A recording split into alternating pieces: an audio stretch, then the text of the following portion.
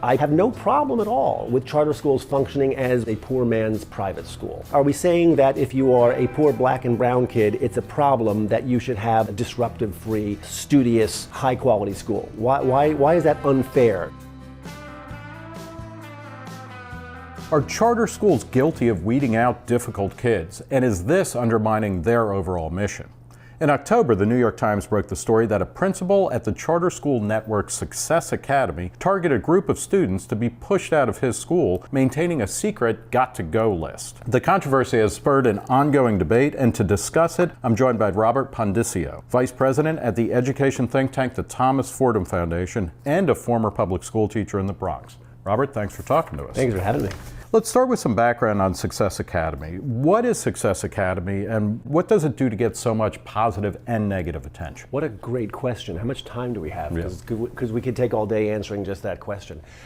Success is a successful charter school, or a CMO, a charter management organization. A lot of us in the charter world look at them. I always make the joke, like the scene in When Harry Met Sally. I'll have what they're having, because they are just doing so amazingly well relative to other charters. Can you quantify, how well they're doing relative to charters as well as relative to Sure. I mean, I don't have the data at arm's length, obviously, but I remember a year ago, something on the order of 80% of their third and fourth graders were getting not just threes, which are proficient, but fours, above proficient, on the tougher Common Core math tests. I think 500 some odd kids throughout the city. I wouldn't have guessed there were 500 low-income Black and Hispanic fours in New York City, let alone in one CMO. So, I mean, those are just incredible numbers. And their literacy scores are not as eye-popping, but still quite good. In other words, they are lapping the field, so to speak. Talk a little bit about the controversy over the got-to-go list. Sure. Describe the broader allegations and what's going on there. Yeah, I mean, I think it's a two-part answer. One, charter schools in general, at least in New York City, are commonly accused of what they call creaming, taking the best kids, the brightest kids, and not educating the so-called harder to teach. So that umbrella goes over the discussion of charters more broadly. In the case of Eva Moskowitz and Success Academy, because they've had these incredible results, everybody's been looking for the how does she do it answer. And part of the answer, people like to believe, people who don't like what she's doing, is that they aggressively counsel out, as they say, kids who are either difficult to teach, who are disruptive, etc., and only keep not just the cream, but the cream of the cream, and that's how they're getting these results. Do charter schools cream? It's complicated. I mean, first of all, look, I'm a charter advocate. I work in a charter school, but I'm clear-eyed about these things. I think it's naive for charter advocates to say, no, we don't cream. Well, what do you mean by creaming? If you ask me, is there a general sense in Harlem, in the South Bronx, and places where you find these Success Academy schools and others, that this is where you go if your kid is, if you're a low-income parent and you want your kid to go to Harvard or Yale? No, I don't think that's it at all. So that said, there's a certain self-selection bias just by dint of the fact if you are an engaged parent and you're seeking out a better option for your kid, you're automatically one step ahead of the vast unwashed, so to speak.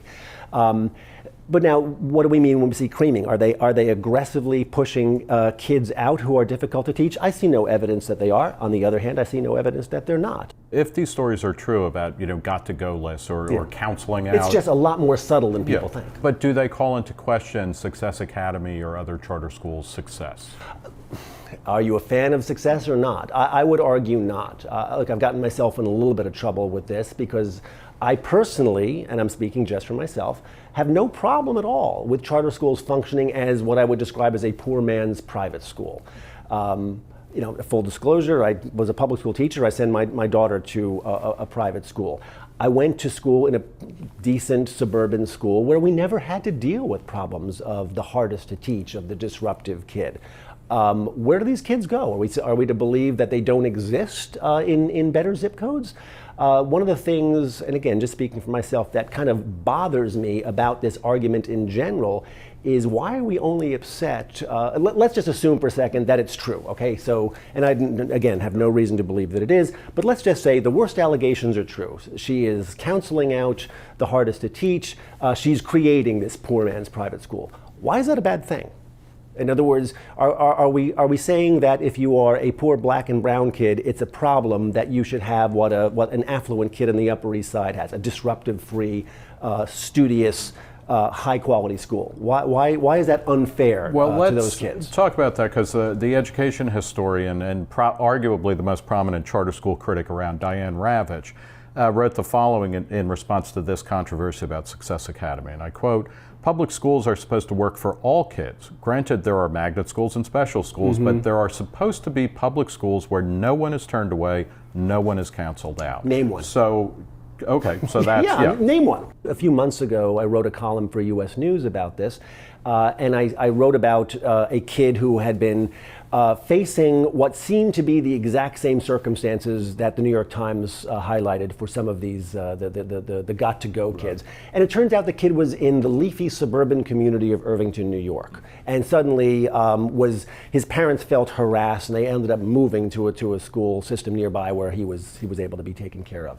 Another data point that came up in this piece, I think it was Montclair, New Jersey, is spending something like $5 million a year on out-of-district placements for 70-some-odd kids. Now, because of privacy rules, it's impossible to know the circumstances of each of those kids.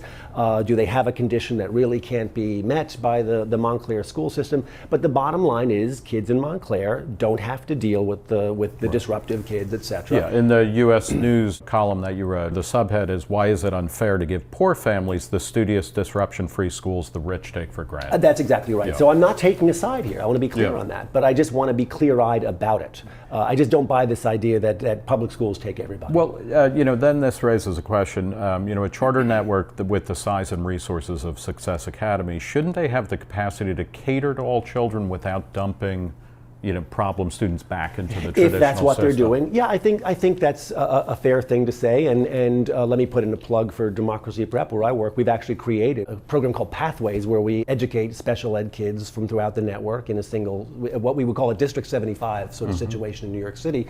So what do you mean by District 75? In other words, District 75 is a special education district within the New York City school system.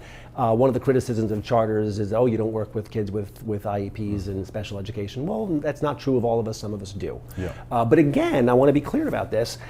The spirit of what charters do, that should be their choice, I would argue. In other words, as soon as you duplicate the conditions of the public school system, you're going to duplicate their results.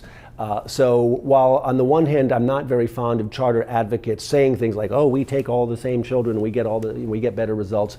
Yeah, you have a different set of rules. Let's be candid about that. Having said that, would I want to impose a set of rules on success? Not necessarily. I think it's important to let charter schools do what charter schools do well. Having said that, I think a lot of the conflict is when there is this, we say one thing and we do another. Look, the other issue... In this sense, are charters maybe fulfilling a role that parochial schools used to? So it's like you scratch... parochial schools in most cities started losing population around 1960 Precisely. when populations moved out, but they were cheap relative to private schools, private academies.